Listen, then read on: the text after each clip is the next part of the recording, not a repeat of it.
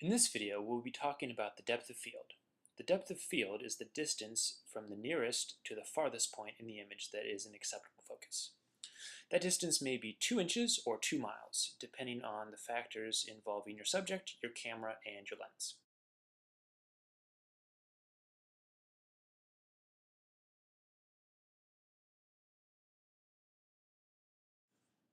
Objects that are closer to the camera and farther away from the camera can be somewhat out of focus and fuzzy.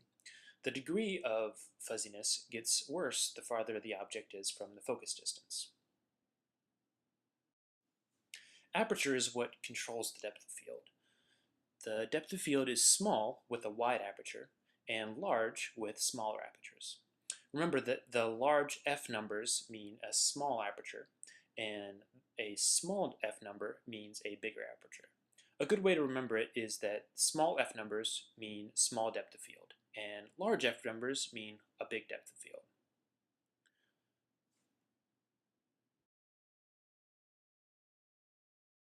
This is an example of a shallow depth of field.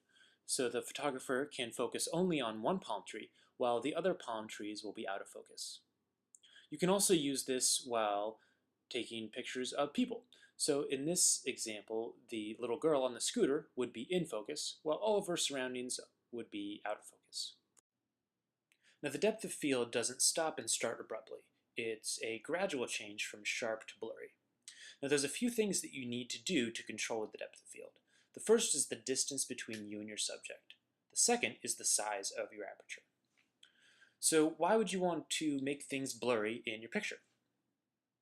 Now once you get the hang of this, you can get some really cool effects. For example, in this picture, the photographer is focusing only on one spoke in the barbed wire fence.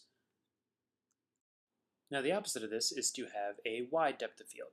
With wide depths of field, most of your picture is going to be in focus, and this is really helpful for landscape shots.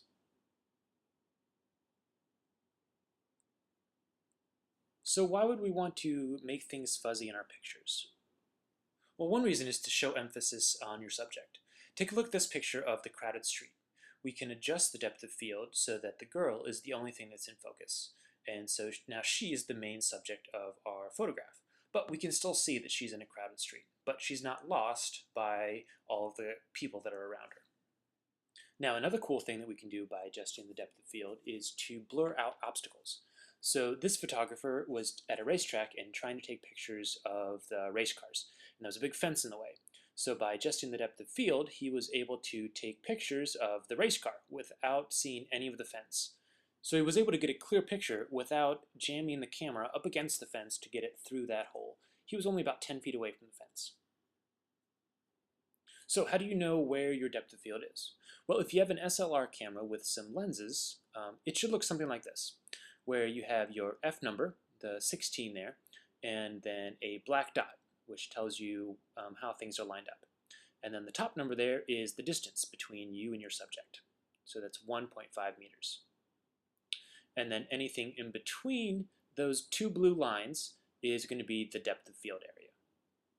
Now, what do you do if you don't have an SLR or you don't have fancy lenses? What you can do is you can choose the preset modes on your camera. So if you have a landscape mode, that's going to be a wide depth of field. And if you select something like a portrait mode or a macro mode, that's going to give you a shallower depth of field. But you'll have to do a little bit more of experimenting to see where things start to go out of focus and where they stay sharp. So in review, the depth of field is the area of your picture that is in focus, or also the area that is out of focus. You can adjust the depth of field by changing your aperture and the distance between you and your subject.